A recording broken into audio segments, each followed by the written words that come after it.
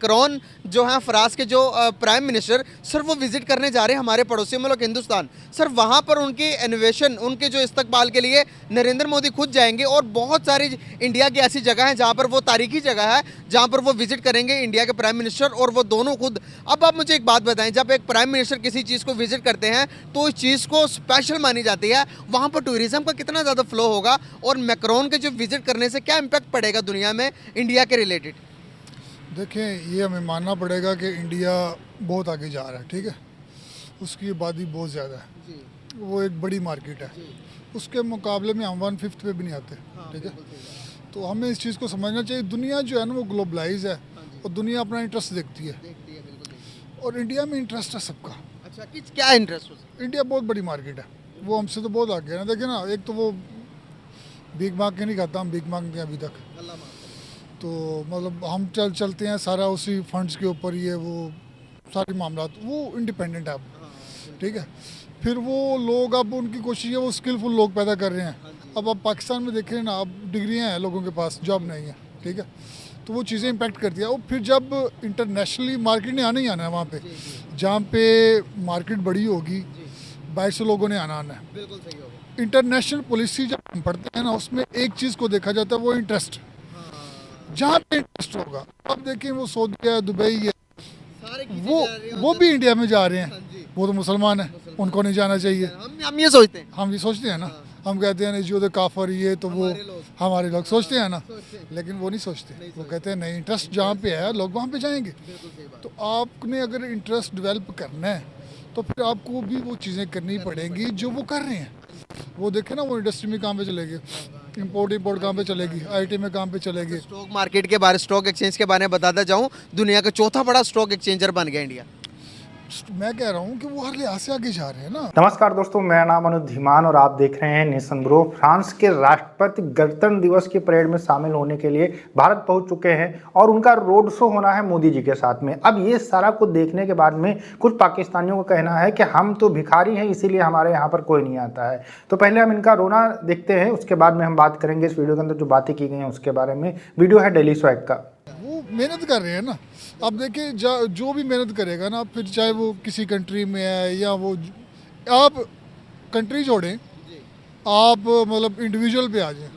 एक बंदा मेहनत करता है ना, एक बंदा वेला रहता है, दोनों बराबर नहीं हो सकते। जो मेहनत करता है वो एट लास्ट जो है ना, एंड उसका यही है कि वो ग्रो करेगा। और जो मेहनत नहीं कर रहा, जो कह रहा है मैं घर पे बैठा रहूँ, मुझे सारा कुछ वहीं पे मिल जाए, या बस मैं भीख मांगने वाले कितने आते हैं। अब ये सारी ज़िंदगी भीख मांग के खाएंगे, उसकी आदत बन गई है ना। उसने कभी सोचा ही नहीं कि यार मैं 2-3 घंटे काम करूँ ना, 1000-1500 कमाऊंगा, सुकून से होटल में बैठ के खाना खाऊंगा, इज्जत मिलेगी, मैं भी दूंगा, मैं भी 10-20 मिनट किसी को चैरिटी कर दूँ। नहीं सोचेगा, वो कहेगा नहीं, इस तरह बड़ा स्वाद आता है, ऐसे ऐसे करो, मांग के खाओ, बस ठीक है, रात गई बात गई। जब तक आप नहीं सोचेंगे इंडिपेंडेंट होने का, गैरत बड़ी चीज़ होती है। बिल्कुल सही। कैसे देखते हैं यहाँ पर हम बात करते हैं रिलेशंस का। जब रिलेशंस की बात आती है तो हम इंडिया से कहते हैं नहीं, रिलेशन नहीं बेहतर हो सकते, लेकिन दुनिया के अंदर अभी अयोध्या उन्होंने राम मंदिर बनाया बहुत बड़ा, आपने देखा होगा, सुना होगा उसके बारे में। सर वो दुनिया की इस तरह की टेक्नोलॉजी इस्तेमाल की गई है जो आज तक वो टेक्नोलॉजी इस्तेमाल नहीं की, जो वो काम कर रहे हैं। सर वो अपने मजहब को भी साथ लेके चल रहे हैं, टेक्नोलॉजी को भी लेके चल रहे हैं। सैटेलाइट से उसकी तस्वीर खींची और दुनिया को दिखाई तो दुनिया हैरान रहेगी कि यार इतना कमाल का स्ट्रक्चर, ये तो हमने सोचा ही नहीं था। दुनिया हैरान है वो जो काम कर रहे हैं आज उनके। अगर हम बात करेंगे डिजिटल पेमेंट, दुनिया में अमेरिका जितनी एक साल में करता है वो तो इंडिया एक दिन में, एक महीने में उतने ट्रांजैक्शन करता है। आप बताएं मुकाबला किधर है दुनिया से? मैं वही तो कह रहा हूँ, मार्केट बड़ी है ना, उनकी पॉपुलेशन देखना पड़ेगी। फिर एक होता है सिर्फ पॉपुलेशन होना, एक होता है स्किलफुल भी होना। वो पॉपुलेशन के साथ अब स्किलफुल भी है, दोनों चीज़ें हैं ना, एक चीज़ नहीं है। एक चीज़ सिर्फ आप तादाद से भी कुछ नहीं बनता ना, तादाद के साथ स्किलफुल भी तो कम नहीं है तादाद में, बस हमारा 25 करोड़। तो फिर लेकिन वो चीज़ें डायरेक्शन नहीं है ना। देखें, आवाम का भी कसूर नहीं है। जब तक आप जो बड़े हैं ना, जिनके पास पावर्स हैं, वो चाहते नहीं है नीचे वाले समझे इन चीज़ों को। और जब तक वो आपको अवेयरनेस देंगे ना, एजुकेशन बड़ी बला चीज़ है। जिस दिन आपको एजुकेशन आ गई ना, शऊर आ गया ना, आपने ऊपर जो सीटों में बैठे उनको बैठने नहीं देना, और वो कभी चाहेंगे नहीं आपको शऊर आए। तो शऊर के लिए खुद भी स्ट्रगल करना चाहिए। अब अगर वो इतना आगे जा रहे हैं ना, अगर वो सारी टेक्नोलॉजी, हमारा मज़हब क्या रोकते हैं इन चीज़ों से? कि आप तरक्की ना करें, फाइनेंस पे काम ना करें। हमारी सोच भी तो उस तरह की बनी हुई है।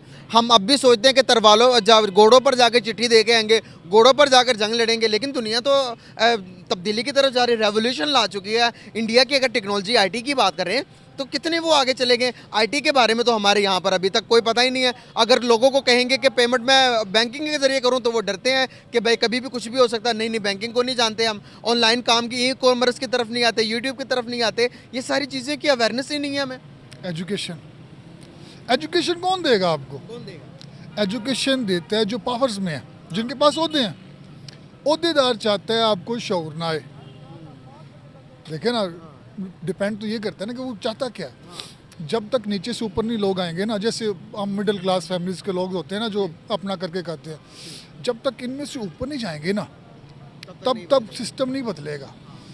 वो हमें सोचना। अब इलेक्शन आ रहा है ना, अब हमें क्या चाहिए? हमें चाहिए जिसको आप देखिए इलेक्शन में खड़ा कौन है। पहले सबसे पहले आपने ये देखना है इलेक्शन लड़ कौन रहा है। कोई पढ़ा लिखा आदमी, सुलझा हुआ आदमी, अच्छी तबीयत का आदमी इलेक्शन का सोचता भी नहीं है। क्यों नहीं सोचता?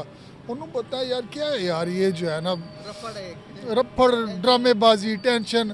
फिर पहले आपने किसी पार्टी के साथ लिंक होकर लड़ना है तो आपने उसको पार्टी को चंदा देना है। चंदे की मद में आपने मल्टी मिलियंस देने हैं। अब मुझे बताएं, शरीफ आदमी, पढ़ा लिखा आदमी जो जॉब करता है या छोटा मोटा कारोबार करता है, वो पैसे देगा? क्योंकि मैं पागल हूँ कि मैं करोड़ों रुपए की पार्टी को चंदा फंड दे दूँ। दोस्तों, पाकिस्तान के जो लोग हैं इनका सबसे बड़ा दर्द ये होता है कि इनके देश के अंदर कोई नहीं आता है। आपने देखा होगा कि सऊदी के प्रिंस जब कभी भारत आते थे तो फिर वो पाकिस्तान भी जाते थे, लेकिन हाल ही के कुछ दौरे अगर देखे जाएं, सऊदी के जो प्रिंस हैं वो भारत आते हैं, उसके बाद सीधे जो है वो सऊदीया वापस चले जाते हैं, पाकिस्तान ही जाते हैं। तो ये रोना इन लोगों का शुरू रहता है। और ये व्यक्ति यहाँ पर बिल्कुल सही बोल रहा है कि अगर हम पूरी दुनिया के अंदर सिर्फ भीख मांगने काम करेंगे, जहाँ जाएंगे पैसे मांगेंगे और जहाँ जाएंगे लोन मांगेंगे, तो फिर कैसे लोग हमारा सम्मान करेंगे। भारत जो है वो कुछ बना कर दे रहा है, दुनिया को कुछ दे रहा है, इस वजह से जो है उसका लोग सम्मान कर रहे हैं। और ये बात बिल्कुल सही है, लेकिन यही बात अगर आप किसी अनपढ़ जाहिल पाकिस्तानी से कहते तो वो भड़क जाता। फ्रांस के राष्ट्रपति इमानुएल मैक्रोन भारत आए हैं गणतंत्र दिवस के परेड में शामिल होने के लिए।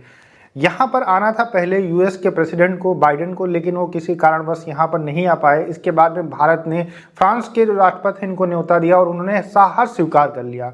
एक रोड शो होगा, भव्य रोड शो होगा प्रधानमंत्री मोदी के साथ में जयपुर के अंदर। इसके अलावा जो हमारा लोकल कल्चर है जयपुर का, वहाँ पर इस समय मौजूद हैं और उस चीज़ों का आनंद ले रहे हैं। भारत जो है वो अपनी ताकत डिप्लोमेसी के थ्रू पूरी दुनिया के अंदर दिखाने की कोशिश कर रहा है, लगातार कोशिश कर रहा है और दुनिया उसको मानने के ऊपर मजबूर हो रही है। वीडियो कैसा लगा हमें कमेंट सेक्शन में जरूर बताइएगा। मिलते हैं नए वीडियो के साथ। नमस्कार, धन्यवाद, जय हिंद, जय भारत।